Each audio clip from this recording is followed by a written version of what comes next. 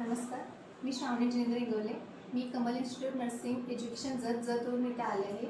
आम्ही first time psychiatric पोस्टिंगला आले आहोत. आम्ही इथे फर्स्ट टाईम आमची सायकॅट्रिक पोस्टिंग पडली.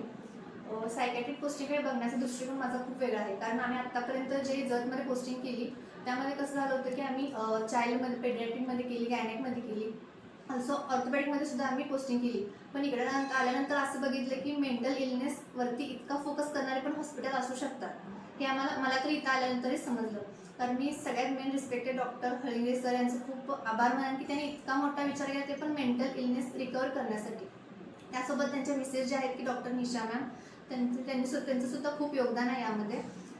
त्यानंतर त्यांनी इथे विविध प्रकारचे हे चालू केले, जसं की ऑटिझम असेल, सगळ्यात मेन म्हणजे की व्यसनमुक्ती, यावरती त्यांनी जे फोकस केलं ही कन्सेप्ट खूप पटली.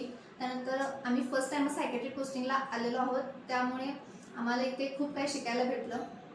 तसं बघायला गेलं तर इथला जो स्टाफ आहे, इथले जे डॉक्टर्स आहेत ते खूप म्हणायला गेलं तर डाऊन टू अर्थ आहेत, असं पण म्हणायला काही हरकत नाही. कारण त्यांच्याकडून आम्हाला खूप काही शिकायला भेटलं. आम्ही त्यांच्याजवळ एखादी गोष्ट विचारायला जरी गेलो तरी ते असं फ्रेंडली होऊन सांगतात की पुढच्या व्यक्तीला किंवा स्टुडंटला काही प्रॉब्लेम असलाच नसला पाहिजे. डॉक्टर हळिंगे सरांची जी कन्सेप्ट आहे हॉस्पिटलबद्दलची, त्यांनी जसं ते डेव्हलपमेंट करत आले, जसं की ते सुमारे त्यांचं 2009 किंवा 2010 हॉस्पिटल चालू झालं, तेव्हा ते काहीतरी 10 बेड असेल, पण त्याला त्यांनी 70 बेड, आणि आत्ता जी त्यांनी न्यू फेज चालू केली ती 150 बेडची असेल असं कदाचित आहे. ते त्यांची ग्रोथ जी आहे ती खूप छान आहे. मला असं वाटतं की आत्तापर्यंतचे जे कॉलेज आहेत ते जास्त करून मेंटल हेल्थच्या रिगार्डिंग इथे येऊन व्हिजिट करावेत अशी माझी खूप इच्छा आहे. आणि थँक्यू डॉक्टर हळिंगे सर. थँक्यू.